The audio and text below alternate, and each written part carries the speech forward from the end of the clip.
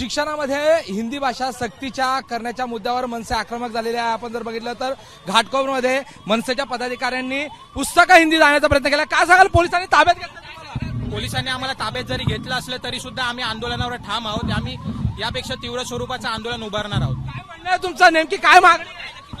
राज्य शासनाचा आम्ही निषेध करतो हिंदी सक्ती विरोधात। तर मनसैनिकांना ताब्यात घेण्याला ॲडव्होकेट सावंत, नेमकं तुमचं म्हणणं काय? पोलिसांनी आता तुम्हाला ताब्यात घेतलंय। या ठिकाणी राज्य शासनाचा आम्ही निषेध करत आहोत हिंदी सक्तीची केल्यामुळे, आणि याहीपेक्षा तीव्र स्वरूपाचं आंदोलन आम्ही यापुढे उभारणार आहोत। पुस्तकं जाळत होतात, नेमका काय पुस्तकं जाळत होतात?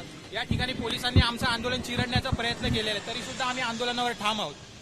जर बघितलं तर मनसैनिकांना पोलिसांनी ताब्यात घेतलेलं आहे। या मनसैनिकांनी इथे हिंदी भाषेची जी पुस्तकं आहेत ती जाळण्याचा प्रयत्न केलेला आहे। आणि ज्या पद्धतीने शिक्षणामध्ये आता महाराष्ट्रात हिंदी भाषा सक्ती करण्याचा निर्णय घेण्यात आलेला आहे त्याचा मनसेच्या वतीने निषेध करण्यात येतो आहे। मात्र या आंदोलकांना आता घाटकोपरमध्ये पोलिसांनी ताब्यात घेतलेला आहे।